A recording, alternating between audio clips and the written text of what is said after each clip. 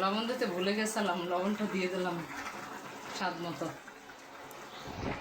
10 minute আগে একটু হালকা গরম মশলার গুঁড়ো দিয়ে দিলাম। হ্যাঁ, 10 মিনিট করে এটা নামানো। আসসালামু আলাইকুম। আপনাদের ভাবি আজকে রান্না করবে লাউ দিয়ে কবুতরের মাংস।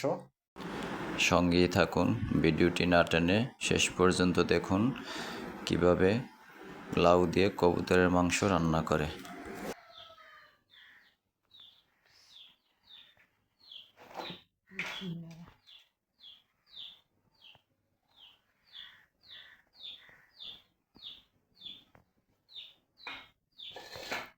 মাশাআল্লাহ, লাউটা অনেক কচি।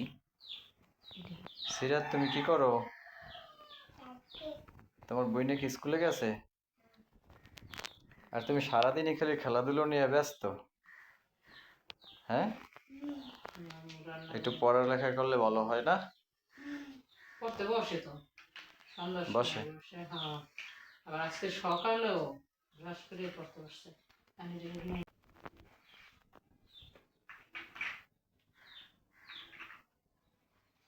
একটু মোটা ওরা ধরছে আর ওরা শেষ করছে। বিসমিল্লাহির রহমানির রহিম। দিয়ে দিলাম তেল।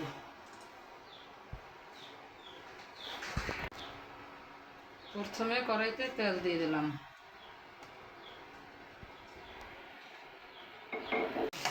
কিন্তু অনেক গরম, এখন দাঁড়ায় না, একটু করে আদা দিন লাগানো। এই হালকা একটু ভাজা দেওয়ার পরে দারচিনি, এলাচি, তেজপাতা, তারপর একটু ঘ্রাণ বের হওয়ার পরে পেঁয়াজটা দিয়ে দেবো। আবহাওয়াটা আজকে খুব সুন্দর এবং বাইরে রোদও আছে। একটু তাপমাত্রা অনেক বেশি। আজকে তাপমাত্রা অনেক বেশি, দুদিন বৃষ্টি ছিল। পেঁয়াজটা একটু হালকা বাদামি বর্ণ হয়ে গেছে, এই যে হালকা। হ্যাঁ, তারপরে আসার পরে তারপরে দিয়ে দেবো আদা রসুনের পেস্ট 1 চামচ করে। আদা এবং রসুন একত্র করেন।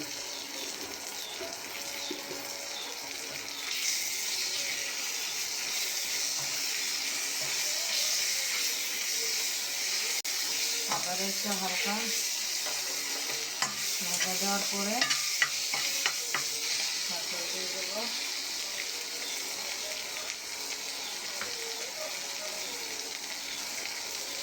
লাল মরিচের গুঁড়ো। এই যে লাল মরিচের গুঁড়োটা একটু আমি কম দেবো, কারণ একটু লাউ তরকারি তো একটু কাঁচা মরিচ দেবো। হ্যাঁ, এই জন্য একটু কম দেবো আর কি।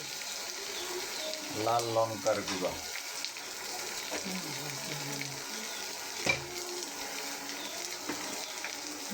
করে 1 চামচ পরিমাণ হলুদের গুঁড়া।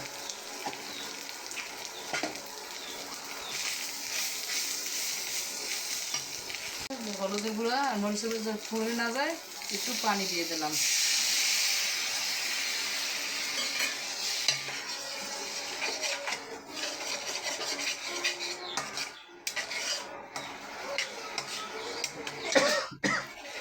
জাল বেরোয় গেছে।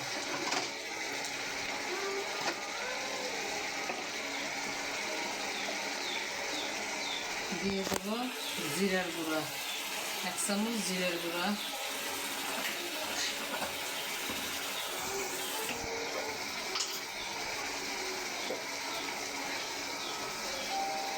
এক চামচ ধনিয়ার গুঁড়া।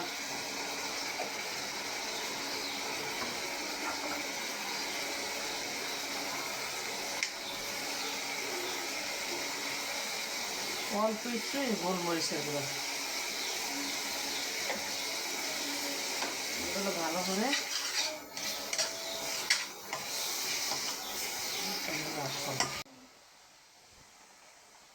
সিরাত, ঘর বানাইস?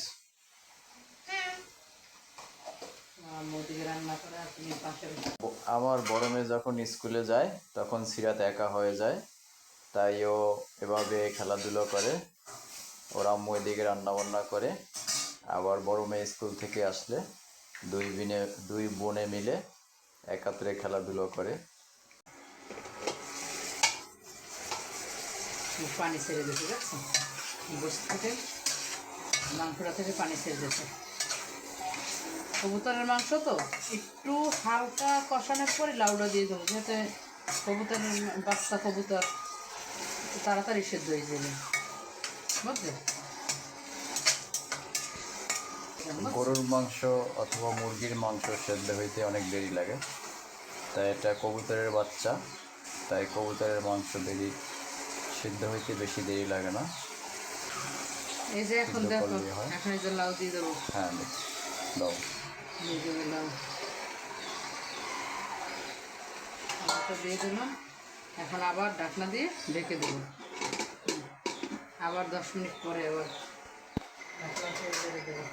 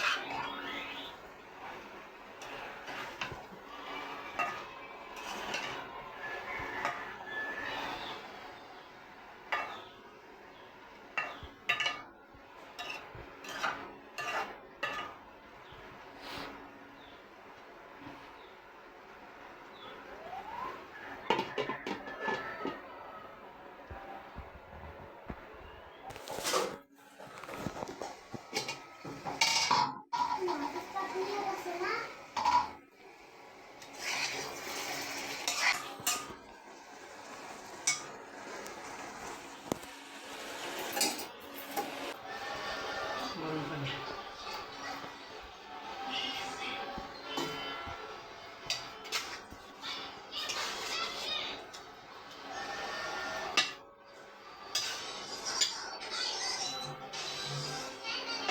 পাঁচটা উঠছে তাহলে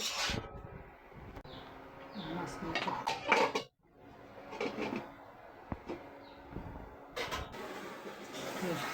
লবণ দিতে ভুলে গেছিলাম, লবণটা দিয়ে দিলাম স্বাদ মতো।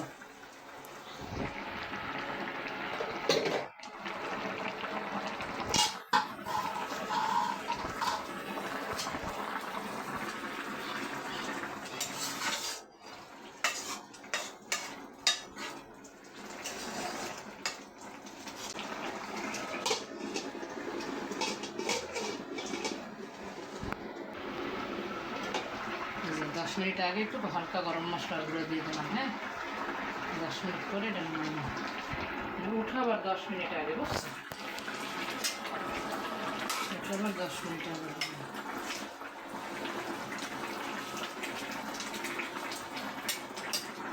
লাউ সেদ্ধ হয়ে গেছে মনে হয় না।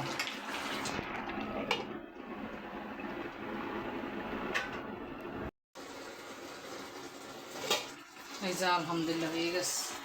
এতটুকু জল লাগবে খাইতে, বুঝছো? আর জলটা না হয়ে গেছে, এখন উঠে ফেলাম।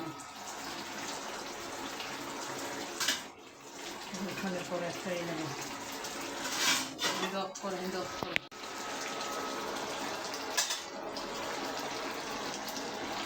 বিসমিল্লাহির রহমানির রহিম। হয়ে গেছে।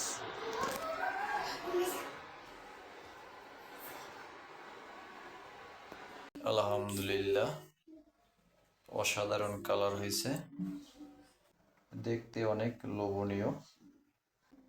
লাউ দিয়ে কবুতরের মাংস রান্না আমার ওয়াইফকে প্রথম দেখলাম। আপনারা লাউ দিয়ে কবুতরের মাংস খাইছেন কিনা কমেন্টস করে জানাবেন। ভিডিওটি ভালো লাগলে লাইক, কমেন্টস, শেয়ার করবেন। পরবর্তী ভিডিও পাওয়ার জন্য অবশ্যই চ্যানেলটি সাবস্ক্রাইব করে দিবেন। দেখা হবে পরবর্তী ভিডিওতে। আল্লাহ হাফেজ।